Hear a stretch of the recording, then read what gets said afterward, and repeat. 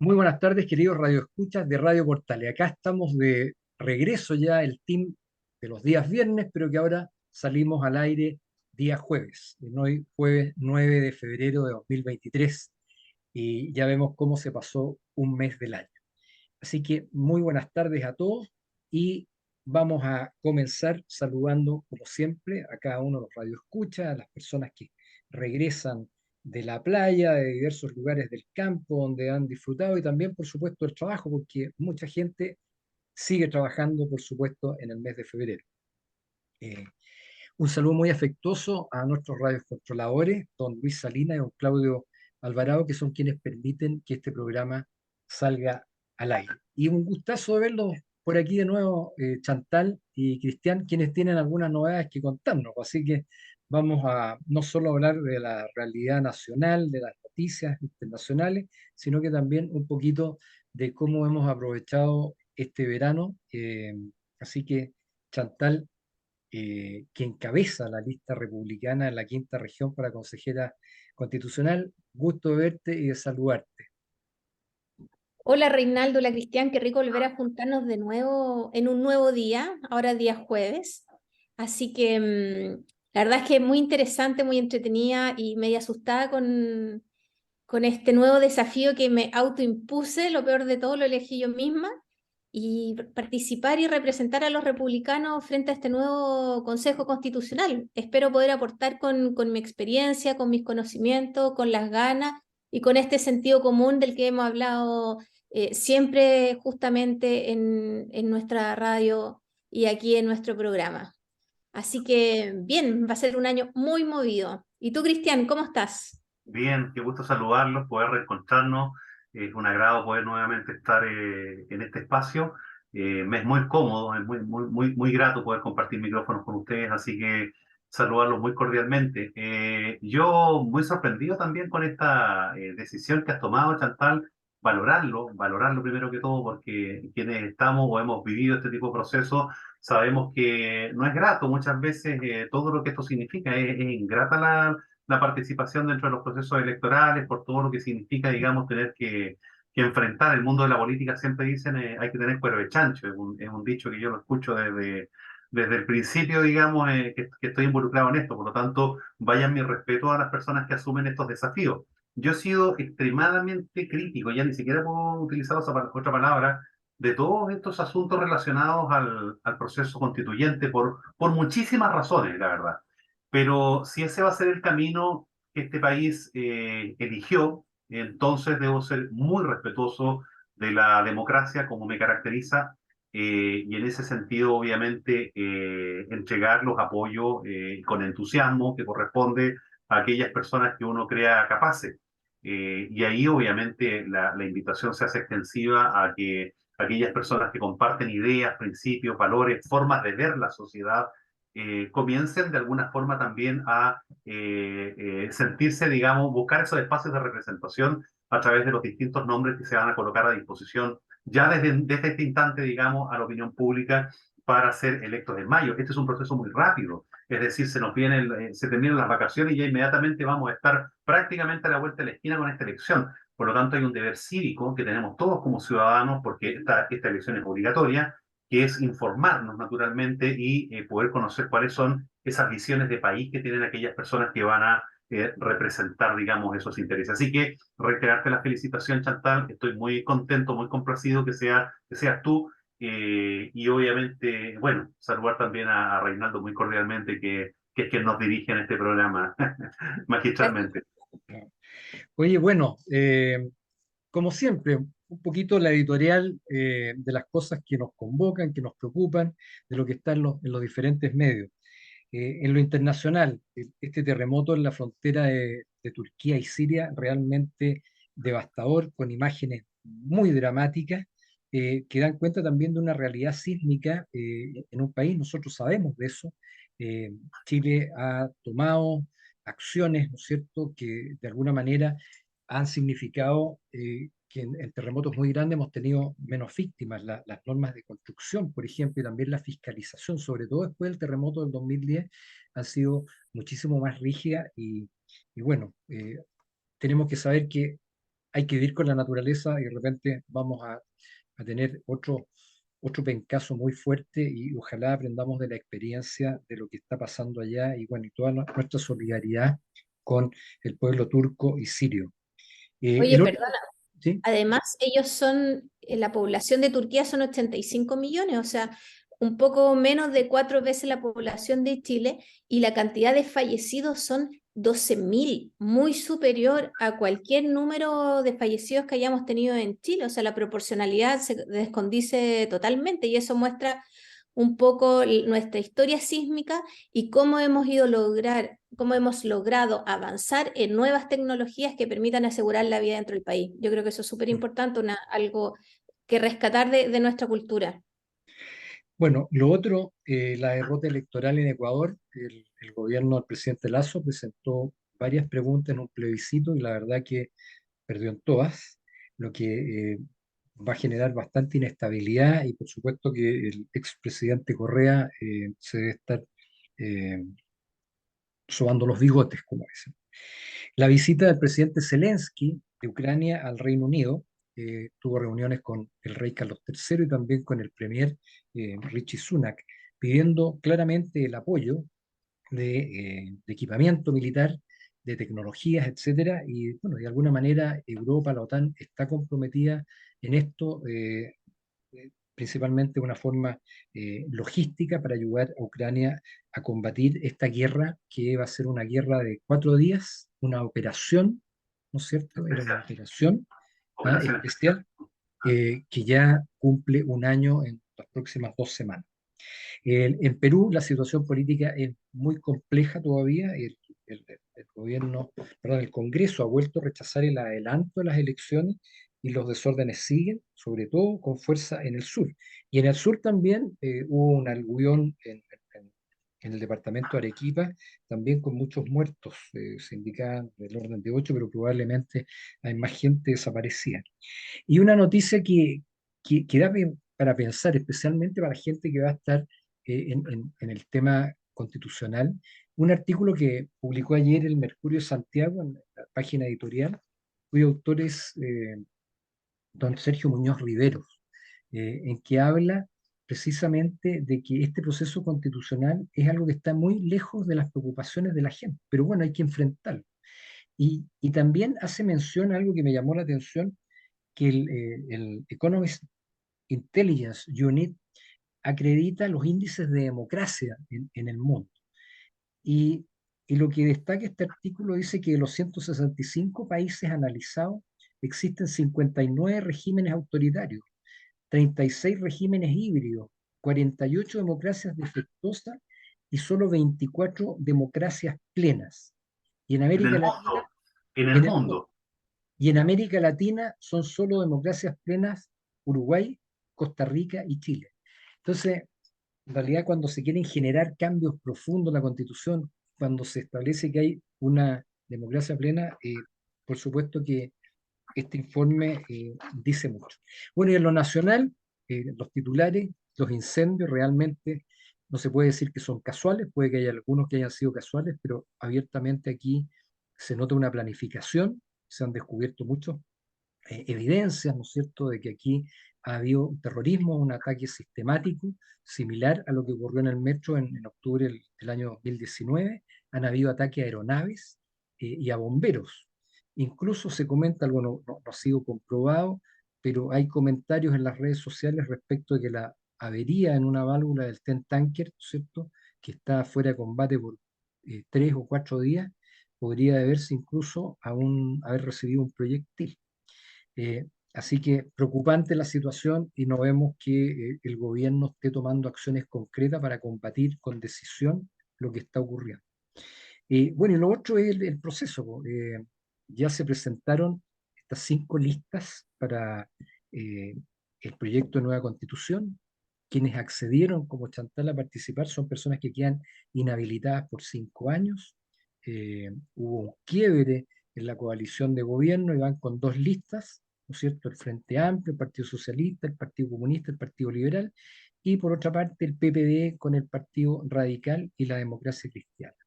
Eh, por el lado de la oposición, hay tres listas. Está el Partido Republicano, que no quiso ir en pacto con ningún otro, recibió ofertas concretas de Chile Vamos, que es la otra coalición, y por supuesto el PDG.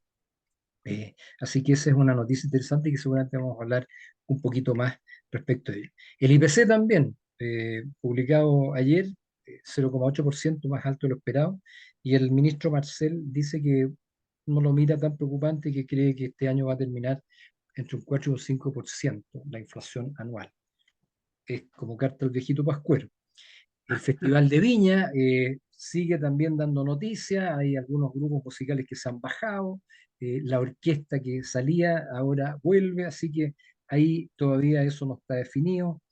Harto se comenta también del ATP Tour, y bueno, y algo hablaremos de las vacaciones, porque hemos leído libros, hemos paseado, tuve la suerte de coincidir con Chantal en La Herradura, en la cuarta región. Nos tocó un tiempo muy agradable y es un buen momento para disfrutar en familia y con amigos que uno se encuentra en algunos lugares. Así que eso, en lo internacional, ¿qué les gustaría comentar?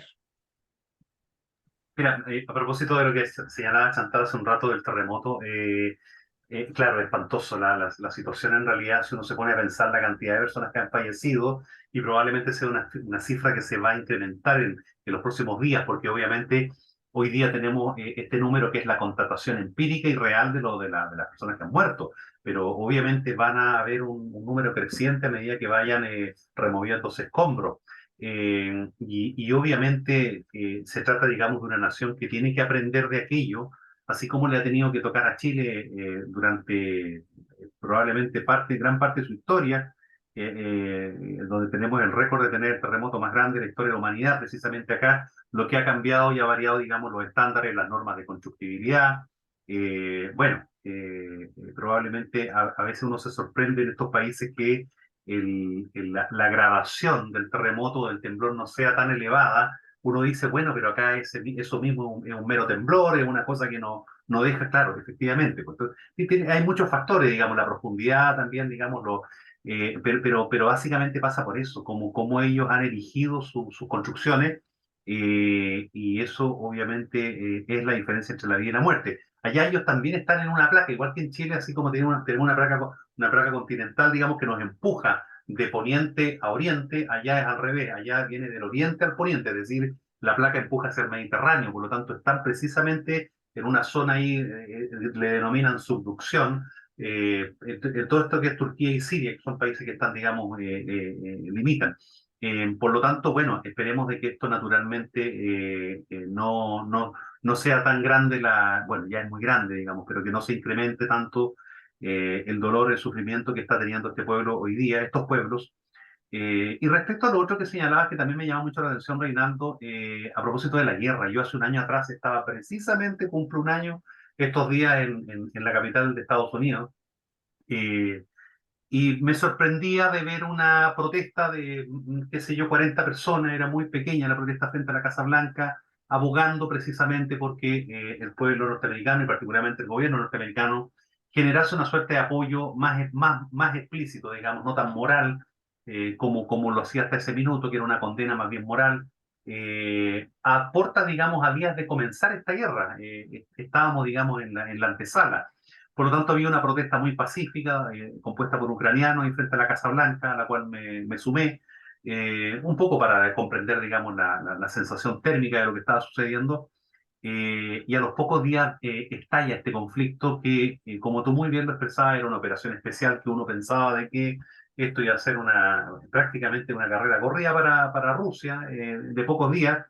Pero lo que se vio en el camino fue probablemente una confrontación bélica, sangrienta, triste, horrible, digamos, para el pueblo ucraniano particularmente, porque es ahí donde se está desarrollando la guerra. Entonces, cuando uno habla de ganadores y perdedores en este minuto, tiene dos prismas, dos puntos de vista. Un punto de vista es que obviamente Rusia tiene poco que perder, porque la batalla, la guerra se está dando en territorio ucraniano. Por lo tanto, son los más afectados, porque definitivamente es su infraestructura, son sus casas, son sus construcciones, son su familia y sus vidas, en definitiva, las que están más hipotecadas.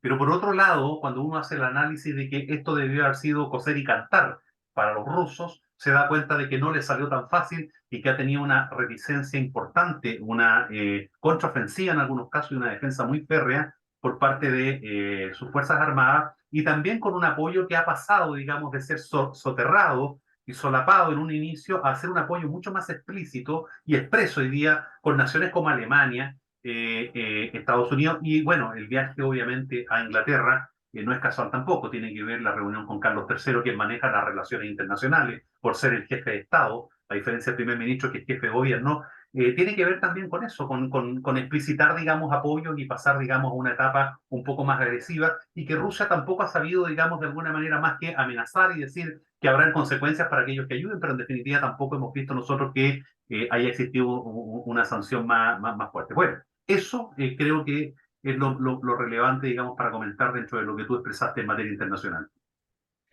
Gracias, Cristian. ¿Y tú, Chantal, qué cosas te han llamado la atención en lo internacional, aparte de este sismo que ya que comentamos?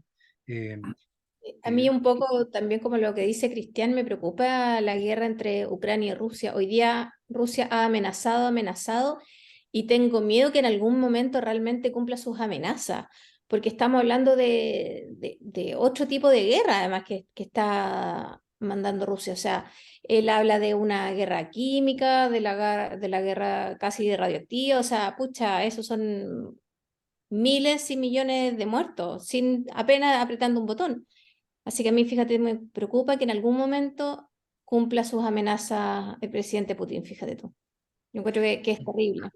y mucho no se sabe de lo que pasa adentro, o sea, a la gente la tienen bastante coartada respecto de las informaciones que se publican, etcétera, de tal manera que es difícil para los rusos saber realmente lo que ocurre. Y bueno, y el ruso no está luchando con una convicción. En cambio, el ucraniano está defendiendo su suelo, Tu su vida. tierra, su patria, sus padres, sus hijos. Entonces, ciertamente esto va a ser una guerra a muerte. Y los ucranianos, yo les comenté hace mucho tiempo que tuve la suerte de tener un amigo ucraniano. Él era teniente coronel del ejército y se había formado en el ejército soviético. Y me contaba la verdad y la realidad de esas confrontaciones, que fue solamente el imperio soviético, ¿no es cierto?, el que unificó diversos pueblos, razas, idiomas, etcétera, en esto. O sea, fue un imperio. ¿M? Pero ahora ellos se habían rebelado contra eso y le tenían una tirria tremenda a Rusia, digamos. Es el verdadero nacionalismo ucraniano. Así que Ahora, bueno, perdón, esta guerra es milenaria, Reinaldo, se libra de la ella, época de Iván el Terrible. Estamos hablando de más de 1000 años de historia bélica en ese mismo territorio entre estos pueblos hermanos. Son guerras fratricidas, en definitiva, pues son hermanos luchando contra hermanos. sí. Así que es complejo y tal como dice Chantal, la verdad que los equilibrios son tan inestables que en cualquier momento se pueden romper. Y bueno, un loco como Putin, ¿no es cierto?, por defender su posición política, su gobierno, etcétera, es capaz de cualquier cosa, pero complejo el panorama. Oye, lo que me preocupó a mí, fíjate, fue el tema de Ecuador. Ecuador se veía que estaba caminando por una senda, qué sé yo, que podría haber, pero de alguna manera esto refleja también que es otro país que está girando con mucha fuerza hacia la izquierda y hay una izquierda latinoamericana hegemónica. Lo vemos en Argentina, lo vemos en Brasil ahora con la oposición, que también ahí yo creo que va a ser un año con muchísima inestabilidad, digamos. Y bueno, y tenemos Colombia, Ecuador, Perú, no sabemos qué va a pasar. Y bueno, y lo que está pasando en Chile es una muestra clara también de lo que está pasando con nombramiento de autoridades que vienen del terrorismo, eh, una serie de otras situaciones que se han revelado. Así que eh, la verdad que es preocupante. Eh, Oye, en el segundo periodo del programa, me gustaría que al final sí dejáramos un espacio para comentar un poquito las vacaciones, qué cosas hicimos, qué cosas recomiendan y también de las cosas que uno hace en vacaciones, como leer, ¿ah? Porque yo también quiero comentar un poquito ahí de algunas buenas lecturas que hice y que dan mucho que pensar. ¿Ah? Leí, pues no lo había leído, La rebelión en la granja de Orwell, Ah, y ahora estoy releyendo 1984 también de Orwell y otros libros más. Soy un poco muy picoteo buena. ¿Ah? No, no, Por muy aliado. picoteo muchos libros, pero la verdad que bien interesante y muestra, digamos, lo que de alguna manera uno empieza a notar en el mundo, el negacionismo, este gran hermano, ¿no es cierto?, que controla todas las comunicaciones y es la pérdida de libertad. Yo creo que al final, en el tema constitucional, es lo que uno debe velar, es por mantener la libertad, digamos. ¿Ah? ¿Cómo mantener la libertad de hacer, de pensar, de creer, en Dios o no creer, etcétera? Pero todo ese tipo de cosas son las que deberán quedar salvaguardadas en una constitución, porque finalmente todas las cosas que las demandas ciudadanas, todo se pueden manejar por ley ordinaria. Entonces, estos libros enseñan un poquito a mirar más allá, a despertar el intelecto y, y cuestionarse y reflexionar de lo que viene, que, que no es fácil. Así que ojalá podamos conversar un poquito más de algunos libros y actividades en la segunda parte. Oye, mira, estamos próximos ya a terminar el primer bloque. Y bueno, y como Chantal aquí es la primera dama en el panel, le vamos a pedir que elijan alguna canción para irnos a un intermedio musical. Y quiero que aprovechemos de escuchar a Maná con su canción Mariposa Traicionera, ya que no va a venir al festival. No quiero meter el dedo en la llaga, pero No bueno, escúchenlo en oportuno. la radio aunque sea. Ya. Oye, sí, en realidad, pues Maná traicionó a su público chileno y viñamarino, que han sido bien populares las veces que han venido en realidad. Pero bueno, vamos a pedirle Ya a sabremos Mauricio el Isla. trasfondo próximamente, yo creo, de por qué canceló su visita. Yo creo que más que, no es una razón política, es una razón de Lucas finalmente. Así que, bueno, vamos a pedirle Escuchémoslo en la entonces radio. que vayamos al intermedio musical con Mariposa Traicionera de Maná. Ya volvemos.